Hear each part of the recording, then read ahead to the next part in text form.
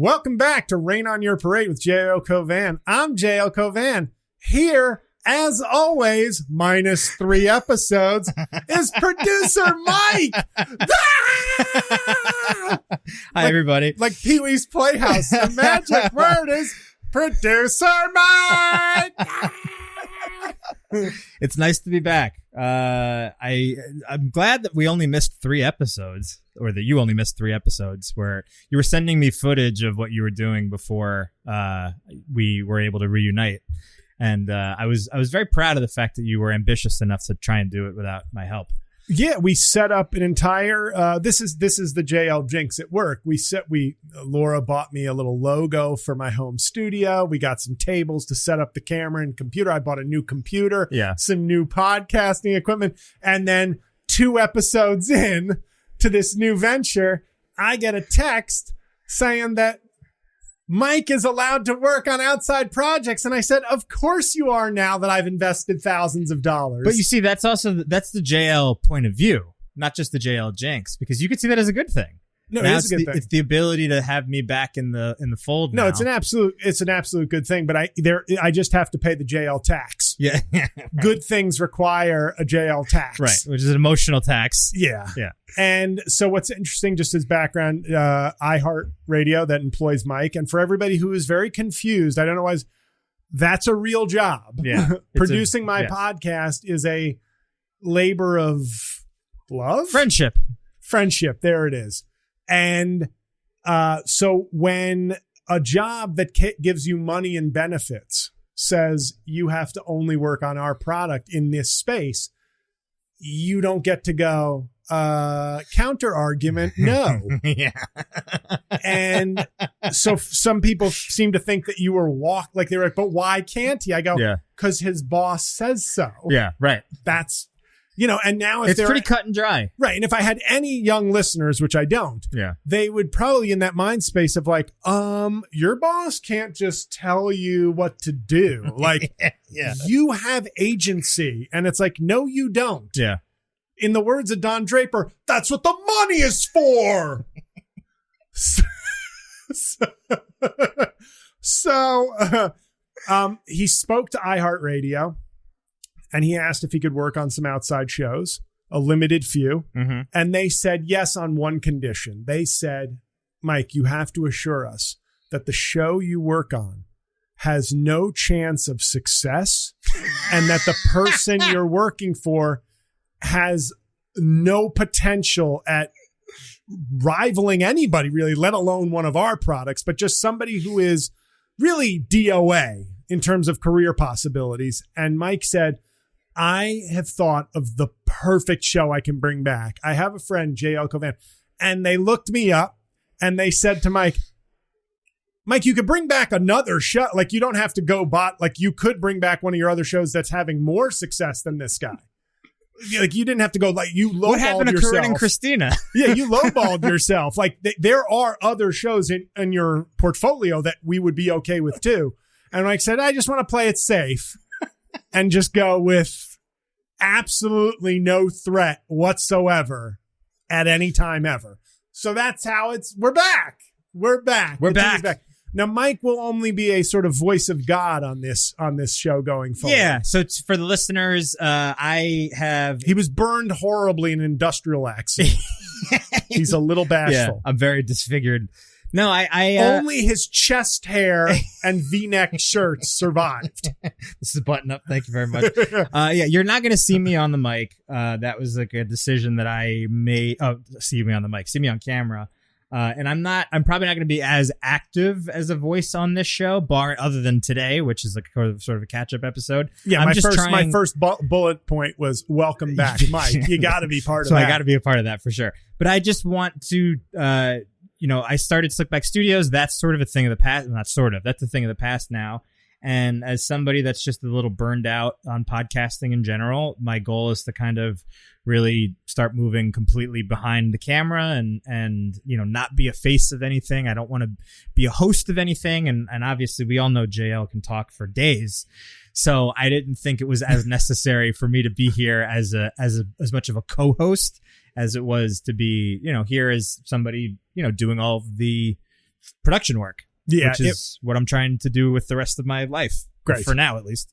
And like if I had an R&B album, it wouldn't be about how I could fuck all night. It'd be how I could talk all night. That's right. Do you remember that time? Blow out your eardrums, baby.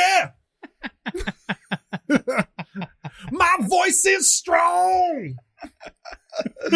Good to be back. Yeah. So just to catch up, my listeners, you are obviously a big Mamdani fan. Are you I'm only asking because I'm in your your apartment right now and there's a giant poster that says globalize the intifada. I'm connecting the dots. Maybe I'm inferring too much. Do you want me to be honest about how I feel about it? Of course. All right. So I am, so I think at the onset I was, and I don't think that it's really weird that it's happening. And this is the first time that this is like I think after he actually beat, because I never really thought he'd beat Cuomo. And I didn't either. I did not think he was going to beat me. I figured the combination of money and anti-Muslim rhetoric and fear would have sort of buried his candidacy ventilator. Yeah, well, I get the New York Post every day as part of my reading, and is that what it's called? Is it you read the New York Post? Yeah, I think you don't slather it on yourself. I get it more for the sports than anything. But I mean, well, that's and I read Gent for the articles. Well, in this case, I remember thinking because I was actually a Brad Lander guy. I think that's where a progressive who with the experience. Yeah, and also probably not as extreme. Localize the intifada. He was more of a localize. There's this bittersweet thing with Zohan where it's a little bit like, wow, this is really happening. Like he's younger than me. Zohan you don't mess with. I think this is Zoran. Oh, is that his Zoran? Excuse me. Zohan was the Adam Sandler character. Mamdani, right? Yeah. All right. Well, I'm trying to not be offensive here, but yeah, I think that he. So it's it's weird to see it happen. It really is. It's weird to see the. I think it goes to show you that New York is a little bit younger and looking for, or at least the voters really came out for him. Yeah. Younger voters. But it is a little weird because I do think that now the Israel thing is going to get kind of strange with him. And how about Bibi Netanyahu? Why? What did he say? I mean, he stuck to his guns literally, and when you kill everybody, you win.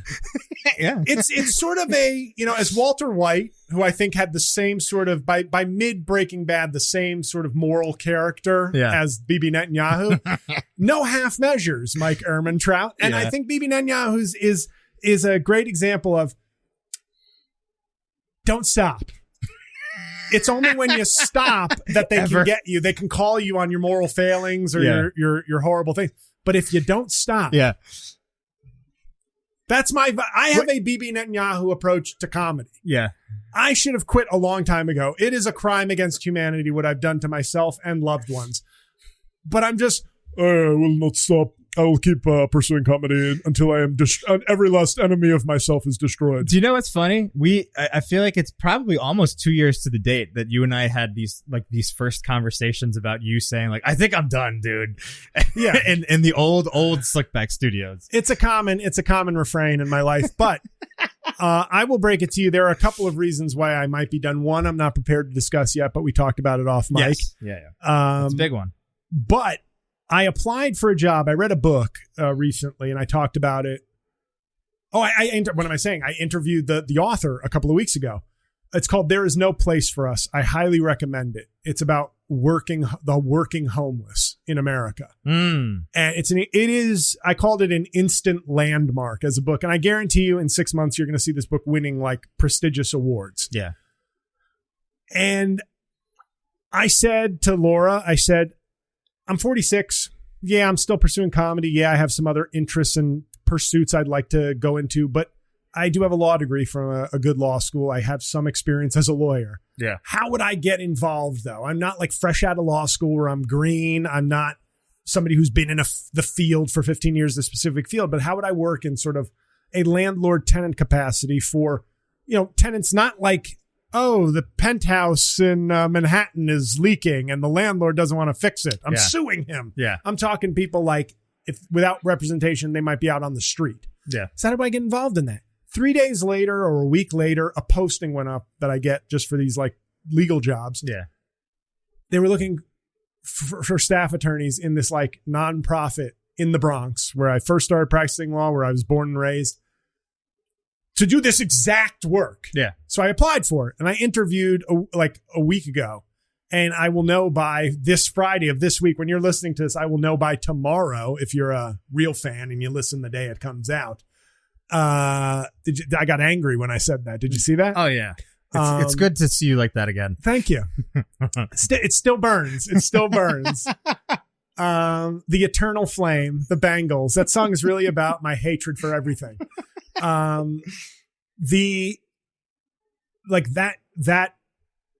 That would be a full-time job, doing something very meaningful, and comedy, especially the travel portion of it, would take a major downgrade. Yeah.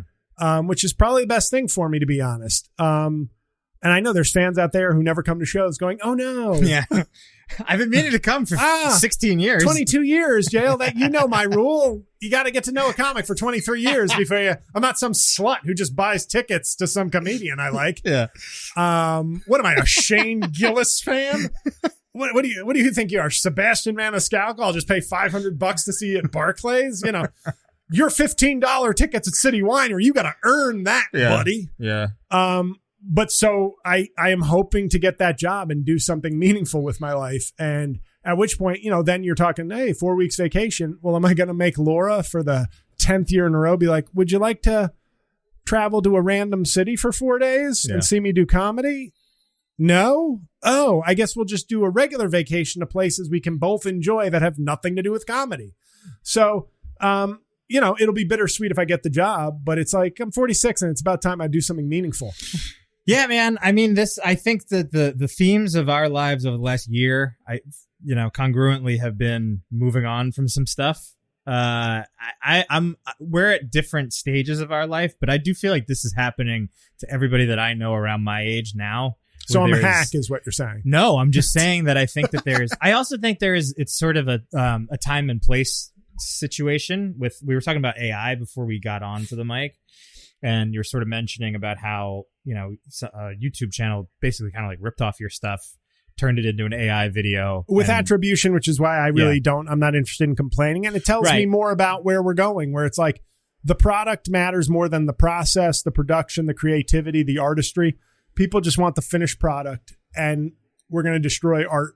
We're on our way to destroying art. Well, it's also beyond art. Like, I mean, you're just talking about making everything fast food, delivery of, I mean, in this case, art. But I mean, I use ChatGPT for some things, which used to essentially be part of my job. And ChatGPT saves me time on stupid things like writing copy that, I don't really necessarily have to do. Are you really Mike?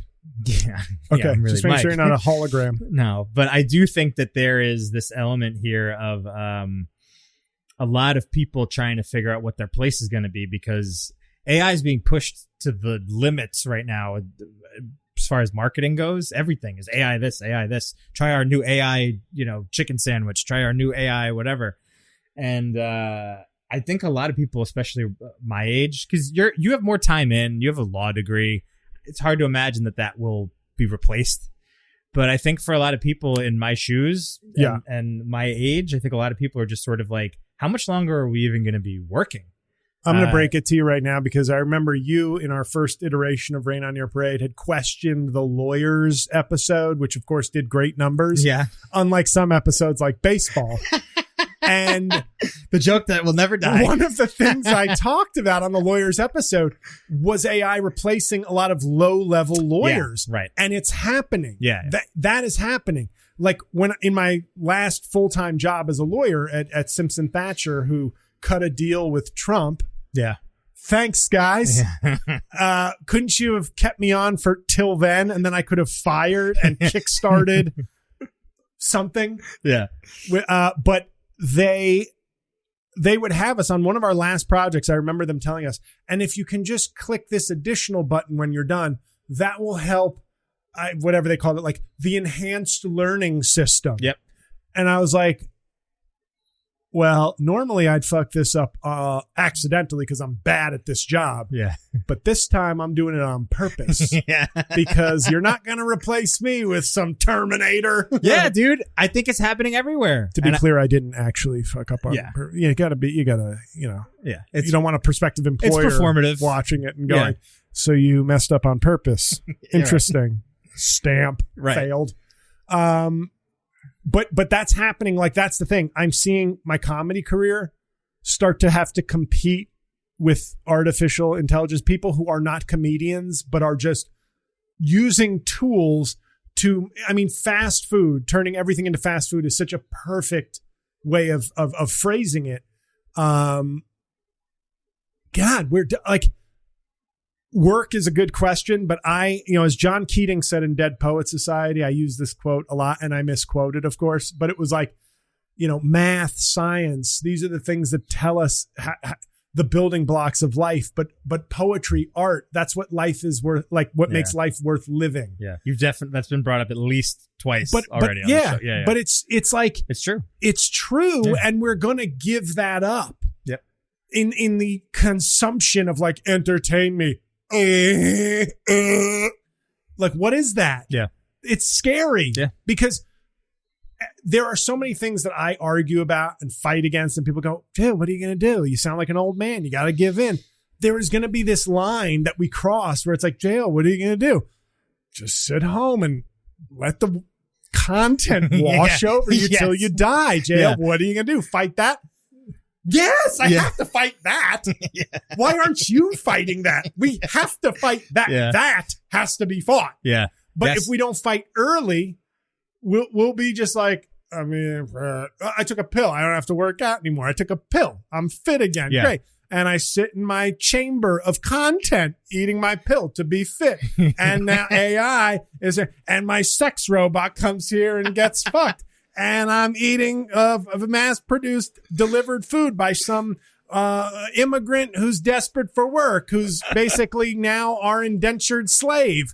And I got to take my diet pill. Got abs from the pill. What am I doing? I don't see anybody. My family's dead. I have a sex robot. I have food delivery. I have content washing over me. And then you die. Yep. Yeah. And I think on that note, Mike, let's take a break.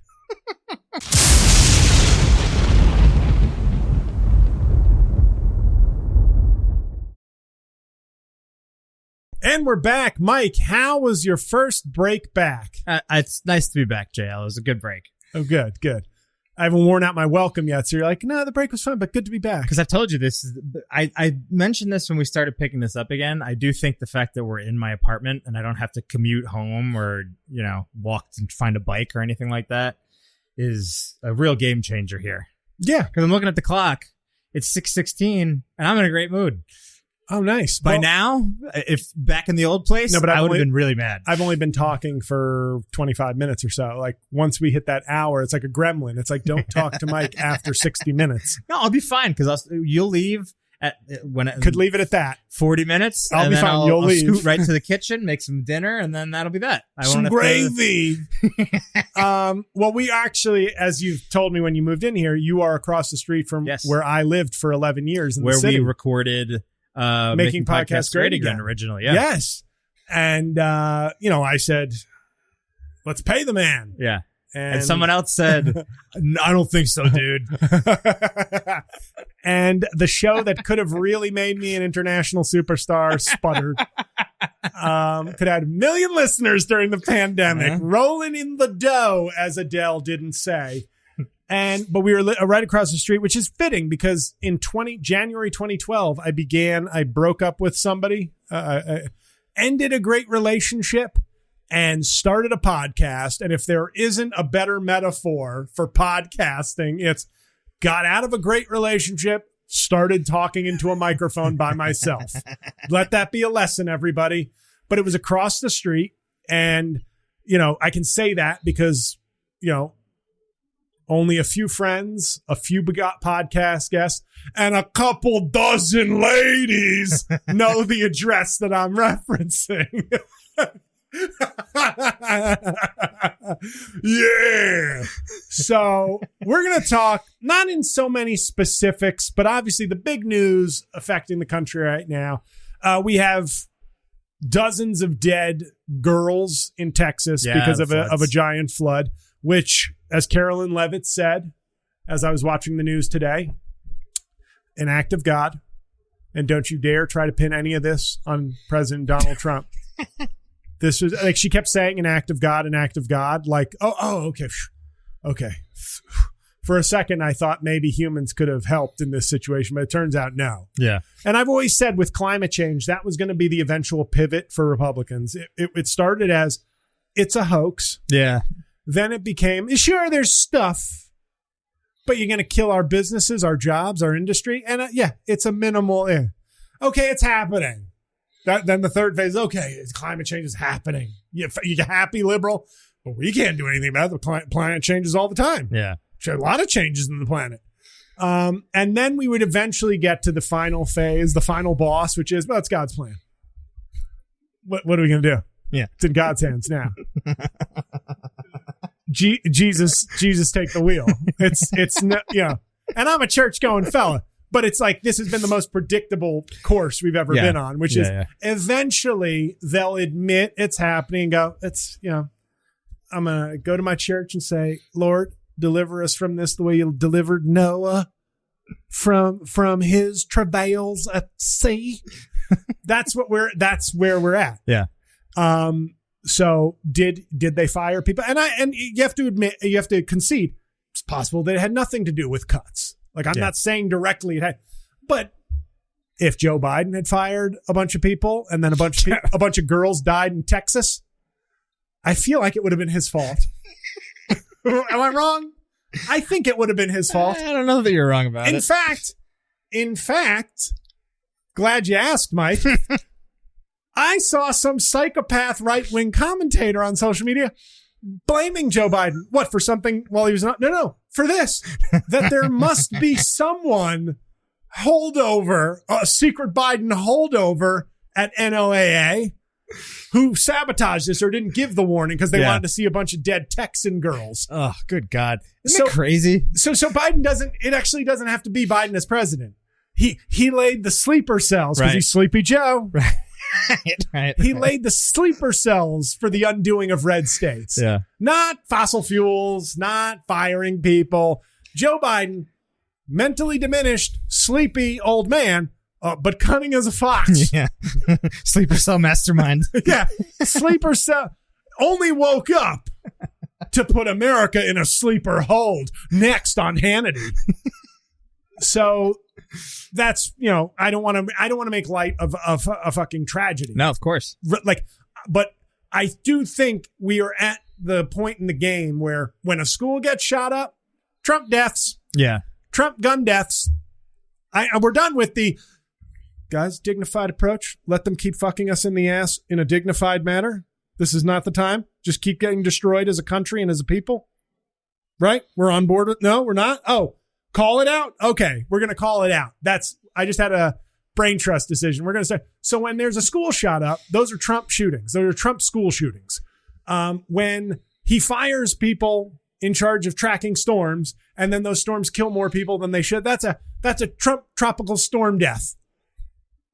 Yeah. A MAGA flood massacre. Yeah. MFM. That's just how it has to be. You can no longer play the game the nice way. Barry Bonds, Hall of Fame player, saw other people taking steroids, took steroids. Yeah. That's what we have to do now. I'm sorry. But don't mention baseball, though. No, they already stopped. I mentioned baseball before, and they stopped. Right. The podcast, the people who would have jumped already jumped. They jumped. Yeah. No. Baseball, no. OPS, oh no. Aaron Judge, though. So good. He's a beast. MVP. And Ohtani. So good. Yeah. So good. I love no, I'm sorry. Sorry. You got to get away from baseball. We got to get it. We've learned our lesson. Politics, Trump, algorithm, Trump. Okay, we're back. But the big, beautiful bill I wanted to talk about on this episode, and I know it passed, like this is old news, but it's some of the things they do in this bill. It's very interesting. They're like, tax cuts immediately, keep the tax cuts. I find it very odd that you can raise taxes, the effective tax rate on people making under $50,000 a year and lower it for people who are making like over $400,000 a year. It's like, well, why? What's your problem with that? As somebody currently not making over $400,000 a year, I have a big problem with that. Pandemic me might have been like, yeah. But as soon as that pandemic money was over, I was like, hey, I'm a Bernie bro. But there are so many things without going through it item by item that I just found. First of all, I think he did a big, beautiful bill because he's lazy. Like, he branded it. He's good at branding. He's good at branding for stupid people. And there's a lot of stupid people. So we're going to call it the big, beautiful bill. And, everything is a children's book for Trump. And somehow we attribute that to genius. But Trump goes to the office. Trump doesn't want to do work. Trump says, Congress, give me a big, beautiful bill. Hey, Daddy, that's the title of the book. And so Trump went and golfed. And he called Mike Johnson and said, where's my big, beautiful bill? And Mike Johnson took the penis out of his ass and texted his son, I was watching porn. Sorry. And said to the president, we'll get your bill, sir. And the poor people were worried, but they trusted in Trump. And the rich people were worried that maybe Trump would listen to some of those poor people who voted for him. But then one day, they all woke up and realized, hey, Trump hates poor people. He's disgusted by them. And the whole Republican group got together, even the ones who at first said, we don't like this bill. They got together and said, fuck them. We all hate poor people. And the big, beautiful bill was passed. So he puts things like the tax cuts will just renew right away. But then certain cuts will happen like a year from now and then after the midterms. And it's so cynical. But the problem that we have, and I know everybody's going to go, but Democrats had nothing to do with this. They were unified in their opposition to this bill. And they'll say, but Democrats aren't communicating. Yes, they are. Yes, the New York Times, every Democrat that can talk is saying this is horrible. This is a shit show. Some Republicans were saying it and then voted for it. Yeah. But you know who's not saying it? Fox News, Newsmax, OAN. Now, the question there for everybody who's going, I saw people blaming Joe Biden for this. And I go, there's got to be an expiration date on this is Joe Biden's fault. We got to be close. It's got to. I mean, we're not that far from a year. When Putin nuked Washington, D.C., it became very clear that Joe Biden's backing of Ukraine is what really led to this. Yeah. I think the thing we have to come and this, I joked about Mamdani earlier. I had a video that I put out, and people who only read the title was provocative. It says, here's why Democrats need Cuomo and Mamdani. That was in the spirit of, and I don't think Game of Thrones is the wrong analogy. Did you ever watch Game of Thrones? No. Okay, great show. Yeah. By the end of the show, there came a point where the White Walkers, that was like these are the overarching villains that everybody's got to be united. Even the piece of shit that, the incestuous murderers and the good folk all have to come together because this is it. This is an existential crisis to existence. Right. So fight and kill and maim in your own time after we are done with this. Yeah. I view the MAGA movement, they are literally and figuratively the White Walkers. And there comes a point where, my mom, I'll say it here, she's a Clinton Cuomo type Democrat, but she always votes Democrat. When Obama beat Hillary in 2008, she was pissed for about a week, then became a big Obama cheerleader. Yeah. So the way she is. But you get to have your own preference. That's what a primary is for. And I don't mind anybody. You like Mamdani? You like Bernie? You like Hillary? You like Cuomo? You like anybody in between? Great. We've lost this plot, though. And the big, beautiful bill has to stay in the news, not for Republicans. We have to stop treating people who go to Fox and OAN and Newsmax for their news religiously as gettable. Because, yes, you can have Pete Buttigieg there and he can talk to people, and that's great. Gavin Newsom can go on there, talk circles around. That's great. I think that's valuable if you can pick off every vote counts. But in the aggregate, where the country is so much greater a majority Democrats, independents, and non-voters, non-MAGA voters, whether they be Democrats, independents, or non-voters, that mobilizing that gigantic majority has to be the mission. No longer this mission of like, well, we're not communicating. If you love the big, beautiful bill as it fucking guts your life, bye. Yeah, right. Bye. You're done. Goodbye. Bon voyage. You're gone. Yeah. You're gone. I'm sorry. That's it. We need to treat MAGA as the White Walkers. It's if you're a Cuomo person, just to use New York as an example, because that's always the example. It's like these corporate Democrats or blah, blah. These progressives, they're not going to get anything done. You know, Obama was a good example of somebody who really inspired a lot of people. And then they can say disappointed, but he used the inspirational rhetoric to move the country as far as it could go on health insurance. Right. Not where we wanted it, as far as it could go. Yeah. And without the ability to talk and motivate the centrist Democrats, he would have never been a Hollywood producer. Yeah, Netflix. And also to inspire and make people believe and jump on board. We can't keep looking at these things as losses. The big, beautiful bill, that's what a loss is. Right. That's a loss. Hopefully we're clear now.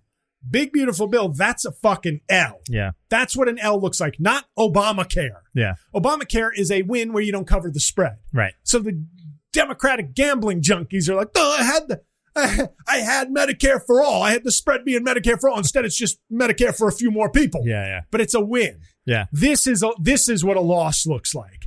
And I think we need to realize, and I made the argument, I said, I'm not talking about Cuomo specifically. I know he's got allegations, but please, I hate to say this. I refuse to treat Cuomo as the same as Trump. Yeah. I'm sorry. I went to law school. I'm a lawyer. Sexual harassment, sexual assault, and the other stuff that Trump may or may not have done. We don't want to get sued. 60 Minutes caving. ABC. That's fucking disgusting, by the way. 60 Minutes, shame on you. That's right. I'm calling you out. Settling a case that was frivolous because they want to merge with like Skydance. So they settled a frivolous bullshit case with Trump. $16 million to make it go away. You're Paramount. You got to stand up. Paramount is not that's why they're merging. I canceled my Paramount Plus subscription. Was it because there weren't a lot of things I was watching anyway? Maybe. Yeah, they don't have much for me other than South Park, I think, at this point. But I say it was because of principle. It made it easy. It made it easy to be like, well, I can afford to keep Paramount Plus. Yeah. But I don't need it. And I really don't need it now. Yeah. If you're complete cowards, because what kind of, anyway, I said Cuomo represents the somewhat corporate, somewhat scummy. Yeah. But somewhat effective. Yeah, sure. Now, I'm just saying, if you bring something to the table, to the Democratic Party, in Mamdani's case, guess what? A lot of voters, a lot of enthusiasm, a lot of energy. Cuomo, a lot of old Irish and Italian ladies who vote. More centrist, more think that Trump is a bully and want somebody, who can punch him. Yeah. Metaphorically. That's not an unreasonable thing to want. And we as Democrats, I think, need to realize until this country is on some sort of normal path where we're not passing bills that are just so nakedly offensive, A, to some of the people who voted for Trump, but B, to the country. We have to realize Democrats have to just say, I will give Cuomo the middle finger every day once we're done with MAGA. And I will tell Mamdani, you pipe dreaming anti-Semite. I know, I'm not saying I believe that. I'm just saying no. I'm taking the viewpoint of like each one's. Did you get that from the New York Post on the couch? Yeah. Most vile opinions of the opposing spectrum. Yeah. Like I gave money to Bernie Sanders and I voted for Hillary Clinton in 2016.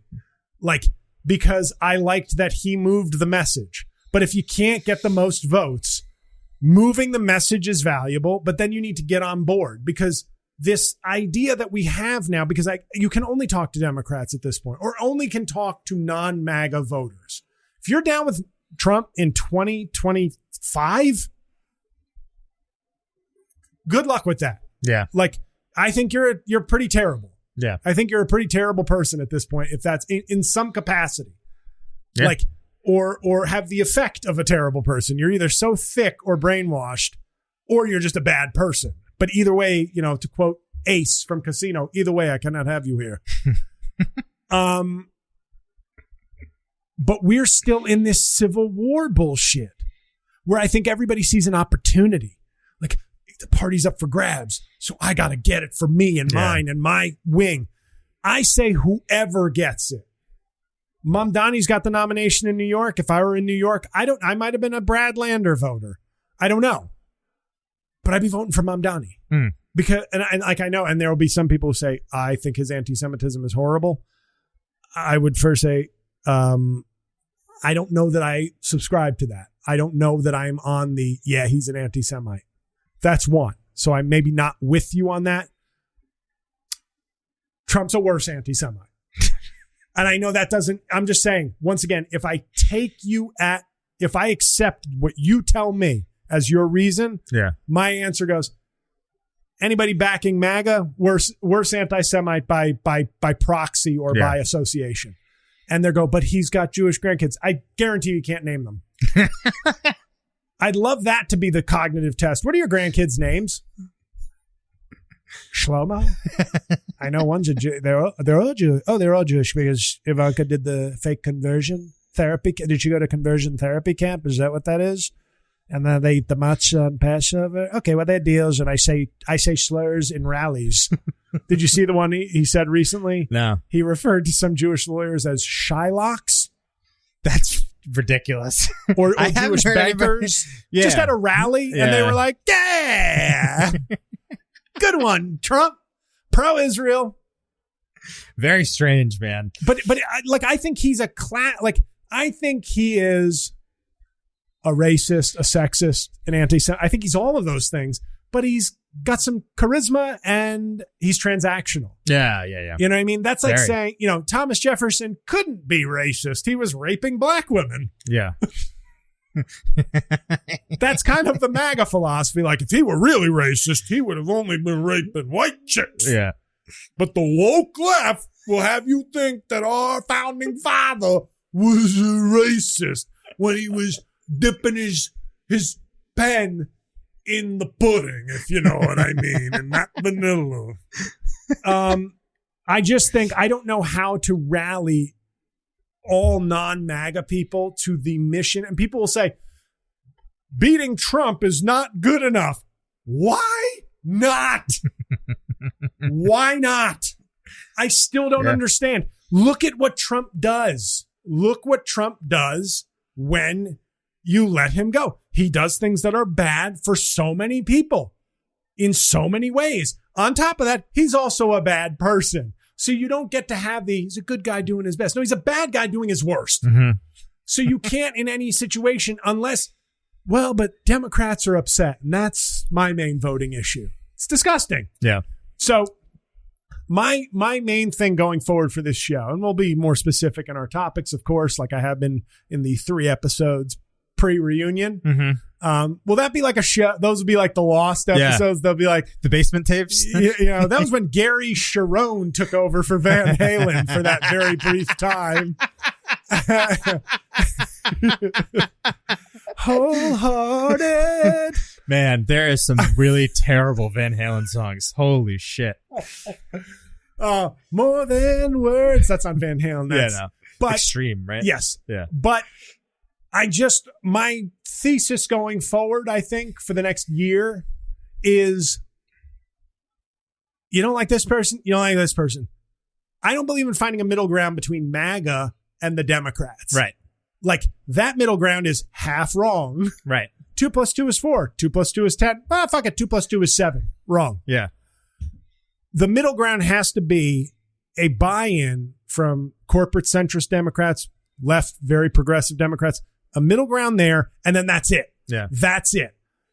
If that middle ground gets 50.1% of Democrats, progressives, etc., then that's the path forward. And when you take back control and power and steer the country back in a humane direction, now let's have the fights. Let's have more fights about the specific direction and specific things that need to be hammered out and how much insurance, how much Medicare people should, should be distributed. How much housing, how much is housing an emergency in this country? How much do we need to fund that? How hard do we fight climate change? But you can't negotiate with we don't fight climate change. And we have to, and I just think Democrats, progressives, independents need to just get on board and find a path forward to fight MAGA. Because now we see, MAGA doesn't see. There's a lot of people going still on faith that Trump will do the right thing. But that's going forward now that Mike's back and I can be unleashed and not worry about all the techie stuff. That's what this podcast is going to be about for the next year. In different facets, we'll be funny, we'll be fun, we'll be serious, we'll be specific on some issues, general on others like this one. But the big, beautiful bill is a disgrace, and everyone who knows about it has to realize the threat that MAGA and continuing MAGA and all these MAGA morons in Congress who are not doing their job. They are rubber stamps for Trump. They fight, they hem and haw, and they are rubber stamps. So Donald Trump is the Speaker of the House. He is the president. He is the Senate leader. And that has to be the fight. And that's what we're going to do here. We're going to fight. And we'll be back with Comedy Talk after this. This is Bill Maher, by the way, in case you guys are going, why is he doing that?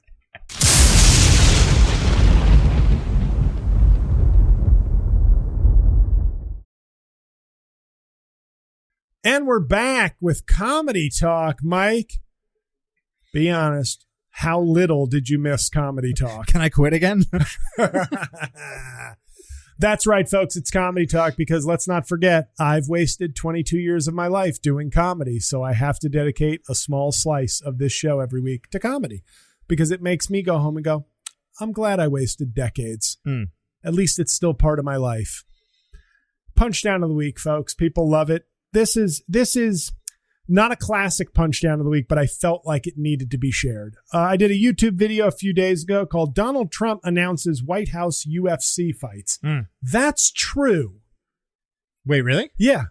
In 2026, as part of the 250th anniversary of America, we're going to have UFC fights at the White House. Really? Yeah, Dana White, White House. I know they're but white, it's right there.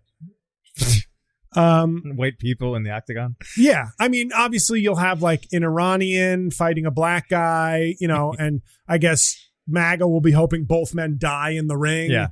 Or the octagon, excuse me, the octagon. But this is a comment that had really little to do with my video, but I had to share it. It's a kind of an emotional punchdown. This person wrote, "It's funny, but it's too sad to watch. Thanks, JD. Loved your stuff for years, but now's the time to just run away. Be safe." They called you JD? Thank you for picking up on that. I hoped I gave enough emphasis on my name was Jean-Louis, but I have catered like an Indian foreign exchange student who comes here and gives up on idiot Americans learning and pronouncing their real name. My name is call me Jim. Yeah. I figured JL was pretty safe. It's 2 letters. They're fairly common, you know? Yeah. My initials are on every single YouTube video and on the channel and wherever I comment, JL. Mm-hmm. In fact, my name doesn't have a D anywhere in it. There's no D in Jean-Louis Cauvin or JL Cauvin. So I just simply wrote back to them, if I may. You didn't have it ready? I did. I had to unlock my screen again, sadly. Oh, it needs me to, great. Anyway, what I wrote, I'll paraphrase. It's it's J, I numbered it because I thought that was very passive aggressive. 1, it's JL, didn't think that was so hard. 2, you don't have to officially resign your post of watching free YouTube videos. But this is kind of what we were talking off mic about art and things, where there are moments where it's just one person. But the reason this is a punch down of the week is it's punching down my life, not really the joke. But it's sort of I've been watching your stuff for years, JD. Okay, not very carefully, it seems. Yeah. And then the idea of, I've had people write to me and say, somebody wrote the other week, this was like kind of a tie for punch down of the week. They were like, this guy is so good. I've been ignoring his videos for years because it's just too accurate, but I should watch his stuff again. It's hilarious. Great. Only I could be so good that my fans boycott me on grounds of goodness. Yeah. On grounds of talent, I will no longer be supporting JL. What? So that's more like a punch down of a life. Yeah. Not just of a week, but we're keeping the branding punch down of the week. Mm-hmm. But it was just, yes, I will no longer be watching your videos. Okay, thanks. Are you fleeing the war-torn fields of YouTube that you can be safe. Thank you. Well, thank you for abandoning me. Yeah. To the devils of YouTube comments. So that was the punch down of the week, everybody. It's only I could lose fans. Why? Because I'm too mean? No, because I'm too good. Mm-hmm. Much like Gene Wilder, my father's favorite line from Willy Wonka, the original with Gene Wilder, dips his finger in what looks like a boiling cauldron. Oh, what was it? Too hot? No, too cold. And then they keep moving. And he meant it. He was like, it was too cold. Mm-hmm. That's how I feel about my fans. So thank you. Who am I kidding? You don't watch or listen. You're a fan. Special, Mike. Special of the week. I was looking for a new one to watch. I actually gave Gerard Carmichael a very positive review for his 4th special last week. Which, we've spoken of my feelings of his comedy leading up to this, but it was actually solid. It was very good. Mm-hmm. And I thought, wow, it's almost like if you spent 13 years working as a comedian, getting great opportunities, you develop. You're pretty good. Yeah. Going up on stage 2 years in with notes, with Spike Lee directing might not be that great an idea. Mm-hmm. Anywho, I watched Jim Norton. His new special is called Unconceivable on YouTube. Gave it a whirl. Figured, okay, we'll see what I know. Jim Norton, just to educate the viewers, he's an Opie and Anthony. He's a kind of an edgy, right-leaning, right wing. I'd say right wing, not in at this point, but not in the current sense of like pandering to get Trump fans to love him. He was like an OG libertarian kind of. He's an OG. I hate Al Sharpton kind of a comic. Like it wouldn't shock me if he was a teenager throwing watermelons at Sharpton and Jesse Jackson in like Queens in 1984. I'm not saying he did. I'm just saying there was a certain ilk. Yeah. There's a certain ilk. Let's just say Patrice O'Neal, not diminishing their real friendship. Yeah. Patrice O'Neal has been a racism bodyguard for a lot of comics. Yeah. Like he was the left tackle for a lot of KKK quarterbacks, protecting their blind side from decency. Yeah. But Jim Norton, who I've always found to be a very talented comic, and unlike a Nick DiPaolo, let's say, who I think has aged very poorly. He has leaned into being basically like a MAGA comic. Mm-hmm. Jim Norton is where he's always been. Whether you like it or not, I don't see a big shift one way or the other. You know, and that almost makes him seem less offensive because there's so many comics who have decided to kind of pander and be like, trans. DEI, trans. Kamala Harris fucks guys. Yeah. Slut. Right? Gutfeld. So there's a lot of that. There's a lot of the, like, you know, we've discussed this before, you know, being a catcher is the fastest way to the majors because fewer people want to do it. Yep. Being a pandering right-wing, nonsense deliverer, a glide path has developed in that lane. Mm-hmm. So this special I'm watching, and I'm laughing early on. He's not really getting into too much politics. You know, I remember on one of his albums that I bought a long time ago, he did this joke about being on a flight with Al Sharpton. And he was like, it's the only time I ever wanted a plane to crash. Because I could imagine the plane going down, just being like, oh. And I thought, not my politics, but an objectively funny joke. If you replace it with somebody, now I'm not equating Al Sharpton and like Donald Trump. Yeah. I don't think they're the same at all. But if you replace it, at least you can see the humor. Yeah. Excuse me. So he's not really getting into politics a lot in this special, but I'm laughing and I'm just kind of admiring for the first 20 minutes or so. Excuse me. Vamp. What do you want me to say? I'm good. Thank you. Great save. I'm watching it going, okay, this is just a guy. This is reminding me of what a real comedian, a guy who's been at it 30 years, who gets up every night, who's working on his material as a craft. You know, this is what I'm watching. I'm watching a guy who is a craftsman. Like it or not, it felt good to be watching somebody that I said, this isn't an influencer. This isn't a guy who should be featuring getting his first theater gig. This is a craftsman still at work. And if it were just a guy of his talent, this special would be Netflix instead of YouTube, you know, so, or a streamer.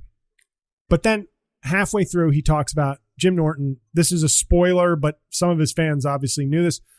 And I had heard this. His wife is trans, which of course is already a sort of whoa, just in terms of that space. And what I love about it is he never does anything that isn't true to him and the comedian that I've known and sort of appreciated. There's never we're going to get serious here now, folks. Right. Or I'm going to get real political. He acknowledges that, yes, some people will say some shit, but she's got thick skin. There is this acknowledgement of the political realities without going into I have a trans wife special. Even though I think unconceivable is a reference to, he makes a joke halfway through. He goes, me and my wife were trying real hard to get pregnant. And then he goes, I can tell how many people really are fans by when they start laughing at this bit. And he does a joke. At one point, there were a few I really laughed out loud, like really laughed out loud. Now, it might be a little graphic for some people, some of it, but not really. I'm telling you, if you don't like Jim Norton's politics, this is the special you should watch because it doesn't really get too political. And if you're a fan of just good old-fashioned stand-up comedy, it's a great, quick-witted, sharp, crafted special. But when he says something to the effect of, now let me tell you something. If any of you guys get insecure when your wife makes more money than you, and now he's referencing the fact that his wife has a bigger dick than him. Mm-hmm. It's so funny the way he sets it up. And I hate giving that away. But it's funny throughout. I just thought this is such a great example of what stand-up comedy can be. He's making the point. He's making this like minor step for progress for sure, but never, ever announcing it, stepping out of the stand-up realm. This is fire for 56 minutes or whatever. And it never becomes and I said to that guy, that's my wife. Mm-hmm. Never. He makes fun of her. He talked, and it's great. And I feel like it should be getting more notice But we don't live in that world, I think. You know, if Harry Kondabalu did a special about having a trans wife, you know, then he'd have to get a Presidential Medal of Freedom from the next Democratic president. And I just bring him up as somebody who's like kind of in that progressive comedy space. W. Kamau Bell, whoever you want to mention, that's sort of like, yes, they're on the right side. Mm-hmm. He's on the wrong side, which is what, and I put that in air quotes. He's on the wrong side, which is what makes it so great. And his commitment, it's, you know, if you're an asshole, if you ditch him because you don't like the fact that he has a trans wife, and you're an asshole if you don't watch and appreciate his story because he's kind of an Opie and Anthony comic. I don't like those guys. That's what makes it so good. And it's just top shelf work from a great comedian.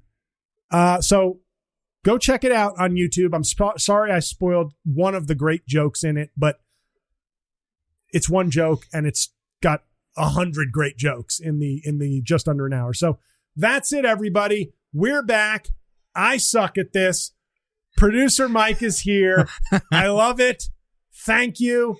If I see the numbers dip this week, he's fired. Thanks, everybody. We are back. And I will see you next Thursday.